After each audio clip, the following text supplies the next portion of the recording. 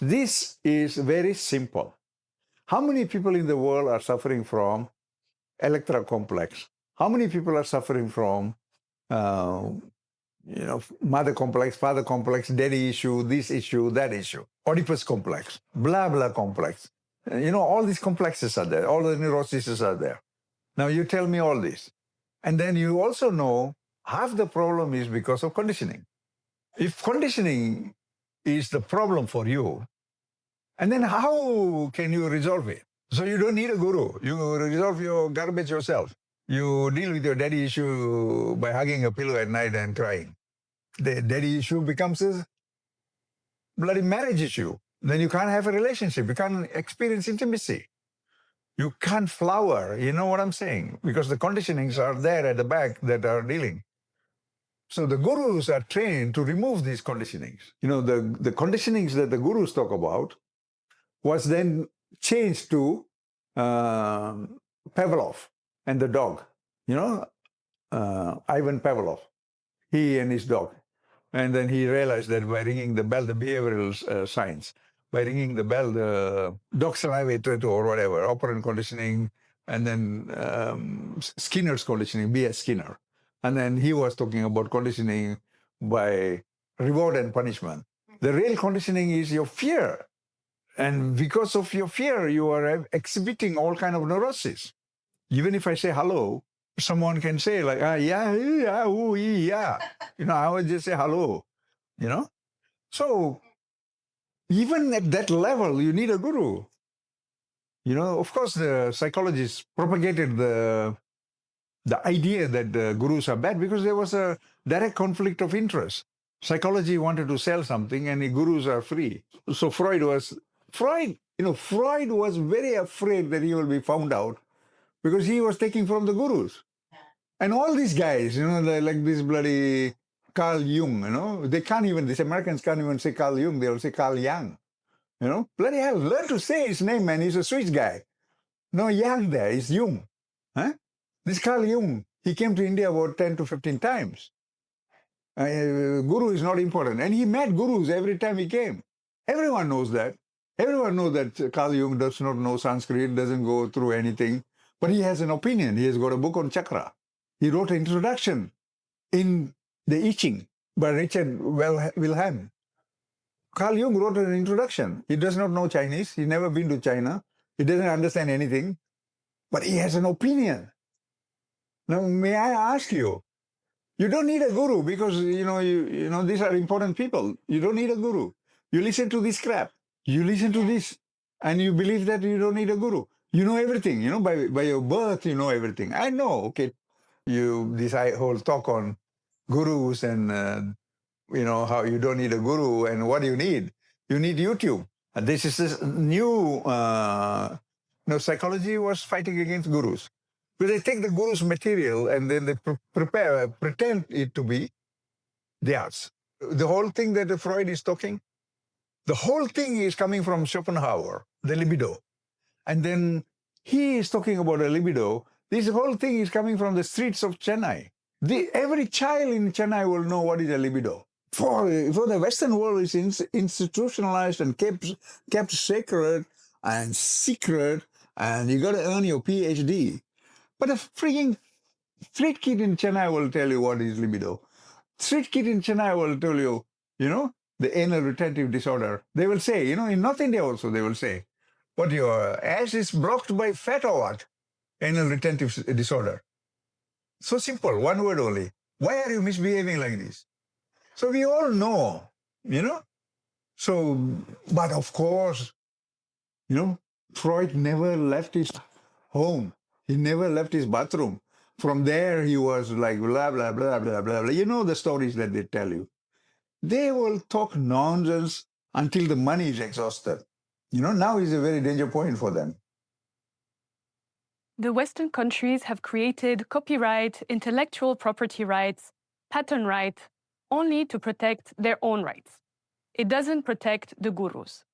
The information of the gurus are clearly stolen and repackaged as psychology.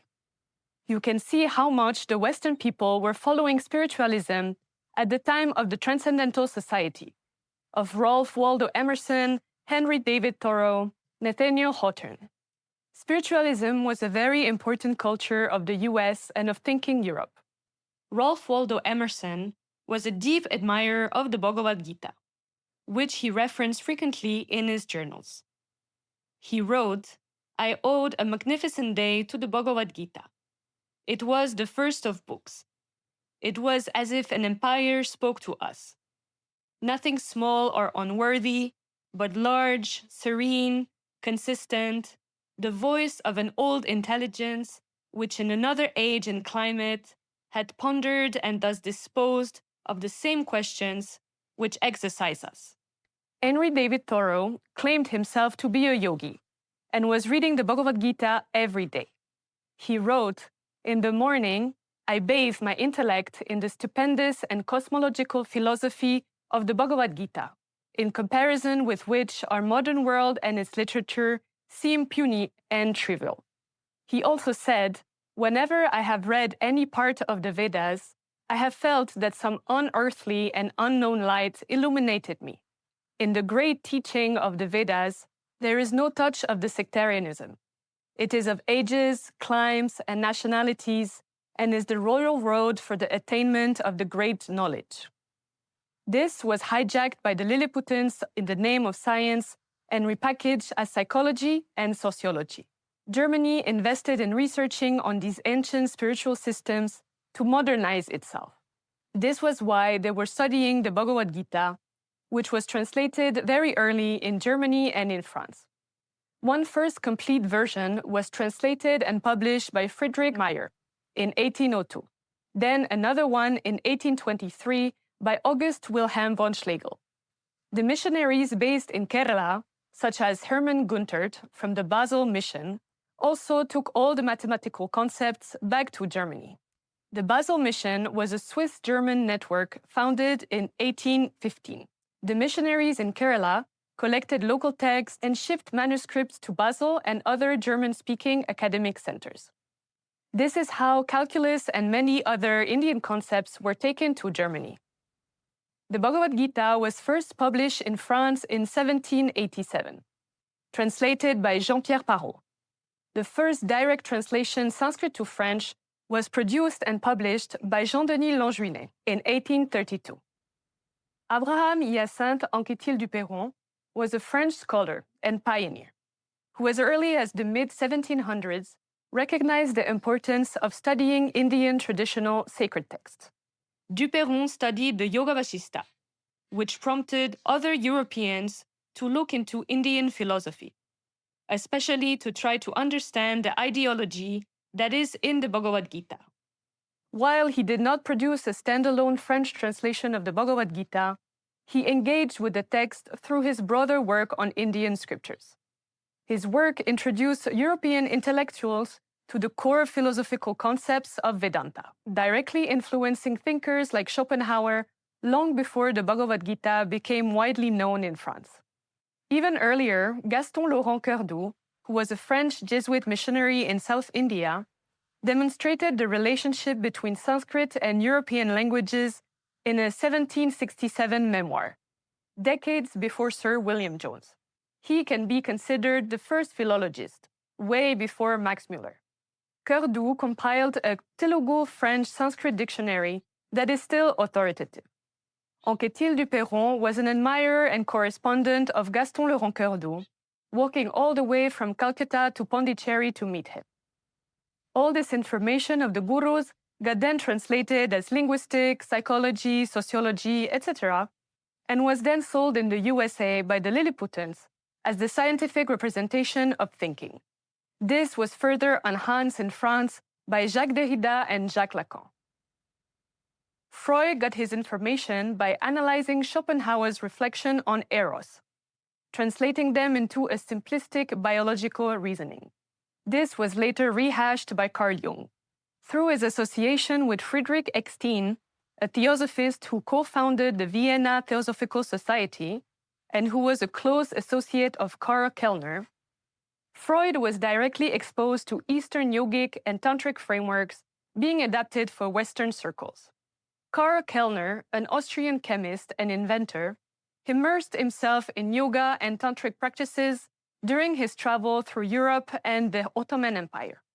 Eckstein was also actively practicing yoga, which Freud himself referenced. Freud also drew from Franz Bopp, who was studying the practical aspects of the mind and hypnosis from the tantrics of his time. This shows the several layers from which Freud quietly took Eastern ideas for his own theories. While these men explored these practices experientially, Freud extracted their psychological insights, reframed them in biological terms, and wove them into his psychoanalytic theory, all without acknowledging the spiritual roots he was drawing from. Freud, with his libido and his own interpretation of the idea of chakra as 5 phases, used his nephew Edward Bernays to spread these false ideas in the US. Carl Jung, despite not having directly studied from a traditional master, not having the expertise, not knowing any Sanskrit, nonetheless spoke on chakras and kundalini in a seminar in 1932. He made no reference to Sir John Woodruff, whose earlier book, The Serpent Power, had already addressed the chakras from a traditional standpoint. Jung also didn't mention Mircea Eliade, whom he begged in Paris to share his insights on Tantra and the chakra system. This is how Jung actually wrote his book on chakras, by taking from Mircea Eliade's information. Jung was also friend with Richard Wilhelm, the translator of the I Ching. Yet, despite never having lived in China or studied traditional Chinese philosophy, Jung contributed to the foreword to Wilhelm's translation. These are good reasons to say that Carl Jung wanted to appropriate Hinduism and other traditional Eastern traditions for his economical agenda. These guys appropriated from yoga and the yogic ideology, Tantra, etc., for their economical and political advantage.